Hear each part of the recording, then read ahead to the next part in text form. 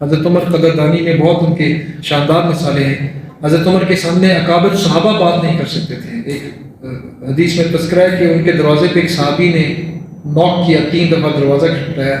یہ سوئے ہوئے تھے، جاگ نہیں سکے اور واپس چلے گئے. تب تک ان کی زوجہ ان کو بتایا کہ کسی نے دروازے پہ دستک دی ہے. باہر نکلے تو دور ان کو ایک صحابی چلتا ہوا نظر آیا. دیکھا تو ابو موسیٰ اشعری تھے. وہ ابو موسیٰ اشعری جن کو حضرت عمر نے خود مدینہ کا پہلا جج مقرر کیا تھا. پہلے ابو موسیٰ اشعری، بعد میں قاضی شریح کو مقرر کیا.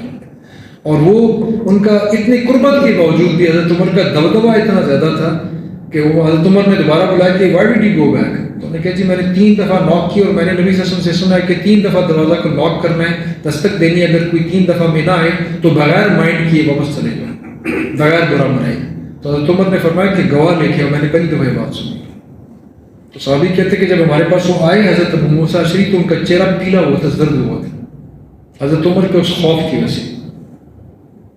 اور اس پرسنالٹی کے ساتھ حضرت عمر نے کیوں حضرت سہیب رومی کو سلیکٹ کیا کہ وہ میرا جنازہ پڑھیں گے، اس سے آپ حضرت سہیب رومی کا درجہ جو ہے اس کا آپ اندازہ لگا سکتے ہیں.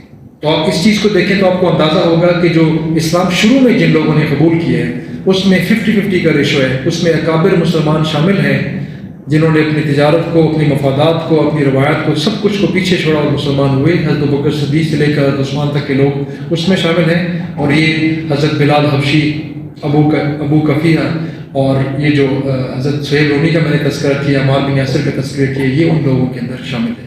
یوں یہ فوج انیشل جو ہے یہ بڑھتی رہی اور آہستہ آہستہ ان کی تعداد بڑھتی رہی. تقریباً 5 سال کا عرصہ اس کے درمیان میں ایسا گزرا ہے. تکالیف کا میں پہلے تذکرہ کر چکا ہوں، دوبارہ میں اس کا تذکرہ نہیں کروں گا.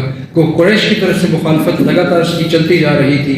قریش نے جب یہ دیکھا کہ مسلمان آہستہ آہستہ بڑھ رہے ہیں، قریش میں قبائل میں ان لوگوں کا طریقہ کار یہ تھا کہ یہ جب دوسرے سے بدلہ لیتے تھے تو پہلے اس کیلکولیشن کو دیکھ لیا کرتے تھے کہ اگر میں نے اس قبیلے کے ایک بندے کو مارا تو بدلے میرے کتنے بنیں گے، اور کیا یہ قبیلہ میرے سے میری قبیلے کی اسٹرینتھ کے مطابق بدلہ لے سکتا ہے کہ نہیں لے سکتا. اس کے بعد وہ کیلکولیشن کے بعد آتے تھے کہ ہم نے اس کا کیا حساب کتاب کرنا ہے.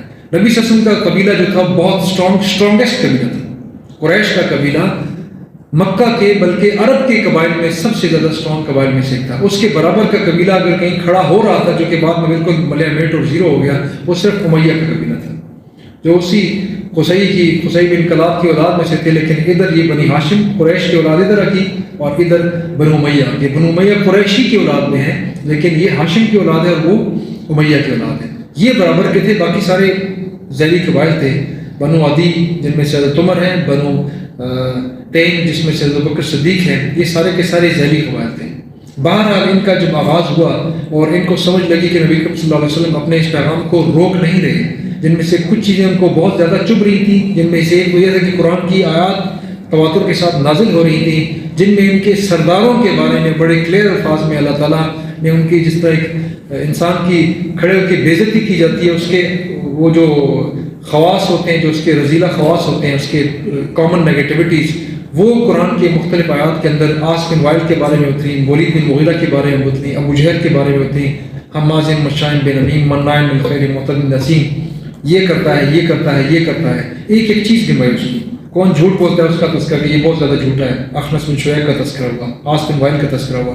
ان لوگوں کے لیے بہت بڑی بے عزتی تھی کہ ایک سردار کے بارے میں اس کے قبیلے کے سامنے ایسے الفاظ بول دیے جائیں جس میں اس کا سارا کٹا چھٹا کل کے سامنے آ جاتا ہے.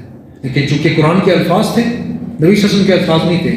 اگر ان کے ہوتے تو شاید وہ نہ بولتے، ان کی عزت رکھتے. اللہ تعالیٰ کوئی چیز منظور نہیں تھی. قرآن کے الفاظ میں اللہ تعالیٰ نے بیان فرما دیا اور نبی صلی اللہ علیہ وسلم نے قرآن کی آیات پڑھی، ان کے سامنے سناتے تھے. ایک تو ان کے سرداروں کی بے عزتی ہوتی تھی ان کے کردار کو سامنے کر کے، اور دوسرے انہی آیات کے اندر ان بتوں کی اللہ تعالیٰ اچھے الفاظ میں ایسے جس طرح ہم لفظ استعمال کرتے ہیں کٹ لگائی جاتی ہے، وہ طریقہ کار ان کے ساتھ ہوتا تھا. ان کو وہ بھی قبول نہیں تھا کہ ہمارے بتوں جن کے اوپر ہمارا سارا کاروبار چل رہا ہے، جس کے اوپر ہماری چودراہٹ چل رہی ہے، اور جن کو ہم نے پورے عرب میں، اور ہم بھی سمجھتے ہیں، عربوں کو بھی ہم نے سب یہ سمجھایا ہے کہ یہ سارے کے سارے ہمارے نظام کائنات کا چلانے والے تو یہ ہیں، ان کے بارے میں ایک شخص ایسی باتیں کر رہا ہے، ان کے لیے قابل قبول نہیں تھا.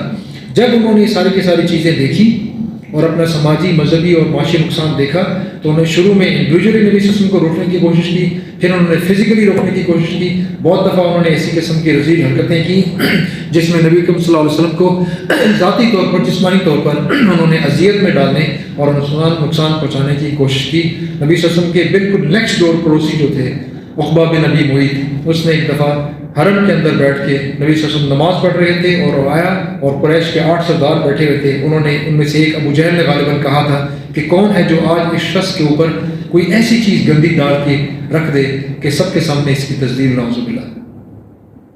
عقبہ بن ابی معیط اٹھا، اس کو باہر دور ایک جگہ پہ کوڑے کے ڈرم کے اوپر اس کو نظر آیا کہ وہاں پہ ایک اوجڑی پڑی ہوئی ہے، کسی نے اونٹ ذبح کیا تھا، وہ اوجی وہاں سے اٹھا کے لے کے آیا جو اچھی خاصی بھاری ہوتی ہے، لیکن دیکھیں کہ ضلالت میں انہوں نے کتنی تکلیفیں اٹھائی ہیں۔ وہاں سے اٹھا کے لے کے آیا اور اس نے آ کے نبی صلی اللہ علیہ وسلم جب سجدے میں تھے تو کندھے پہ لا کے رکھ دی، اور نبی صلی اللہ علیہ وسلم کے اوپر اس کا بوجھ تھا، اٹھ نہیں سکی، بعد میں اٹھ گئی، وہ تفصیلی واقعہ ہے۔ بہرحال اس نے جب یہ حرکت کی تو باقیوں نے تالی بجانی شروع کر دی۔ یہ جو 8 افراد ادھر بیٹھے ہوئے تھے ان میں سے ایک مسلمان نہیں ہوا۔ ابو سفیان کی خوش قسمتی تھی وہ ان میں شامل نہیں تھے، حضرت عمر بن خطاب کی خوش قسمتی تھی اس میں شامل نہیں تھے، سہیل بن امیہ کی خوش قسمتی تھی اس میں شامل نہیں تھے، حضرت حمزہ ادھر موجود نہیں تھے، وہ ویسے بھی اس قسم کی حرکتوں سے بالکل پاک تھے۔ جن جن افراد نے اس حرکت میں شمولیت اختیار کی ہے، چونکہ ایک ایسی حرکت تھی جو نبی اکرم صلی اللہ علیہ وسلم کی شان میں گستاخی تھی، اور کن لوگوں کی طرف سے؟ نان مسلمس کی طرف سے۔ چیز ذہن میں رکھی، نبی صلی اللہ علیہ وسلم کی شان میں گستاخی نان مسلم بھی کرے گا تو اللہ تعالیٰ اس کو اسی حساب سے اسی طول میں لیتا ہے۔ یہ جو غلط پروپیگیٹ کیا جا رہا ہے کہ اس کا اطلاق صرف مسلمان کے اوپر ہوتا ہے، ایسا نہیں ہے، یہ بالکل ریالٹی ہے جس کے مطابق ساری امت مسلمہ اس کے اوپر احتجاج کرتی ہے اور کھڑی ہوتی ہے۔ یہ نان مسلم تھے، نبی صلی اللہ علیہ وسلم نے سجدے سے اٹھ کے صرف ایک دفعہ ہاتھ اٹھا کے ایک ایک کا نام لیا۔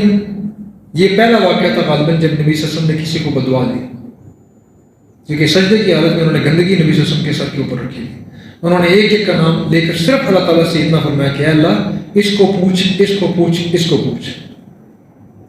بدر میں فرسٹ رو میں جو 8 سردار مارے گئے وہ سارے کے سارے یہی 8 تھے، ایک بھی نہیں بچا۔